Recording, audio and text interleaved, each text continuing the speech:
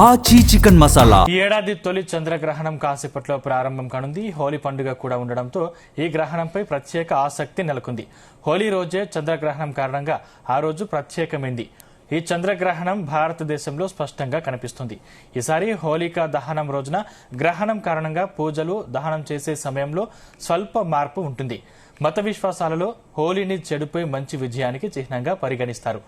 రంగుల పండుగ ప్రజల జీవితాల్లో కొత్త శక్తి మరియు ఆనందాన్ని తెస్తోందని నమ్ముతారు.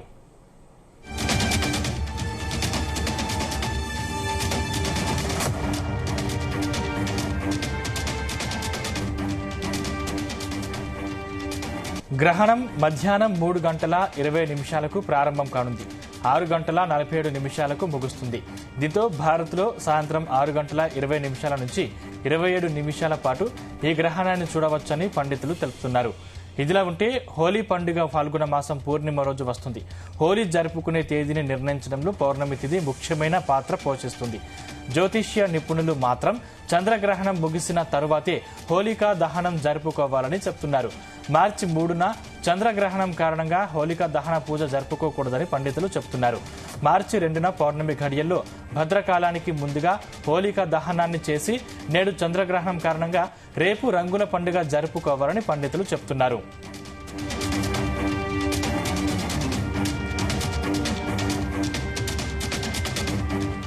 హిందూ ధర్మశాస్త్రాల ప్రకారం గ్రహణాలు మానవ జీవితంపై పెను ప్రభావాన్ని చూపుతాయి.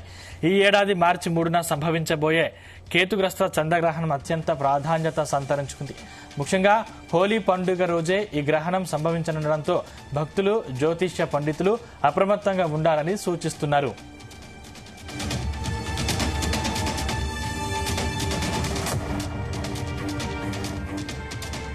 చంద్రగ్రహణం సందర్భంగా కొన్ని రాశులు, నక్షత్రాల జాతకులకు దోషకారిగా మారుతుంది. మాఘ, పుబ్బ, ఉత్తర నక్షత్రాల వారు జాగ్రత్తగా ఉండాలంటున్నారు. వృషభం, సింహం, కన్య, మకర రాశుల వారు పరిహారాలు పాటించడం ఉత్తమమని అంటున్నారు. గర్భవతులు గ్రహణ సమయంలో అత్యంత జాగ్రత్తగా ఉండాలని పండితులు హెచ్చరిస్తున్నారు. గ్రహణానికి ముందే అంటే ఉదయం 12 గంటల లోపే భోజనం పూర్తి చేయాలని చెబుతున్నారు జ్యోతిష్య పండితులు.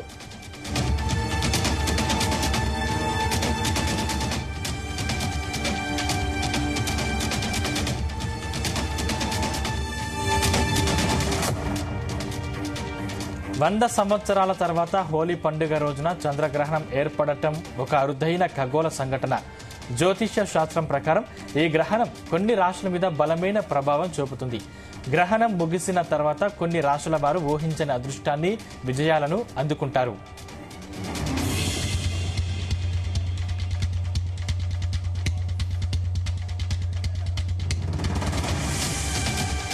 చంద్రగ్రహణం కారణంగా దేశవ్యాప్తంగా ఇవాళ ఆలయాలు మూతపడ్డాయి. ఇవాళ తిరుమల శ్రీవారి ఆలయం మూతపడింది.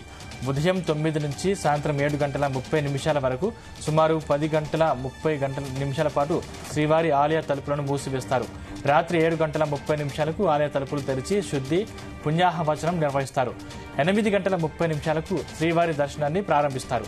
ప్రముఖ పుణ్యక్షేత్రం యాదగిరిగుట్ట లక్ష్మీ నరసింహస్వామి ఆలయాన్ని మంగళవారం సంపూర్ణ చంద్రగ్రహణం పురస్కరించుకుని మూసివేశారు. మంగళవారం ఉదయం 7 గంటల నుంచి మరుసటి రోజు 4వ తేదీ వేకువజామున 3 గంటల వరకు, బుధవారం వేకువజామున 3 గంటలకు ఆలయాన్ని తెరిచి సంప్రోక్షణ పూజల అనంతరం భక్తులను దర్శనాలకు అనుమతిస్తారు.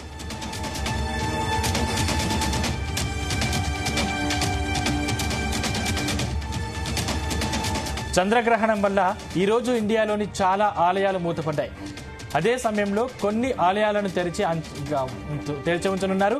ఆంధ్రప్రదేశ్ రాష్ట్రంలోని శ్రీకాళహస్తి ఈ లిస్టులో ఉంది. తమిళనాడులోని అరుణాచలేశ్వర ఆలయం తెరిచి ఉండనుంది. కర్ణాటకలోని ఉడిపి శ్రీకృష్ణ ఆలయం, కేరళలోని తిరువరపు శ్రీకృష్ణ ఆలయం కూడా ఇవాళ తెరిచే ఉంటాయి. ఇక ఉత్తరాదిలో మధ్యప్రదేశ్లోని మహాకాళేశ్వర్, ఢిల్లీలోని కల్కాజీ దేవి, బీహార్లోని విష్ణుపద్, రాజస్థాన్లోని లక్ష్మీనాథ్ టెంపుల్, ఉత్తరాఖండ్లోని కల్పేశ్వర్ ఆలయాలు చంద్రగ్రహణం ఉన్నప్పటికీ తెరిచే ఉంటాయి.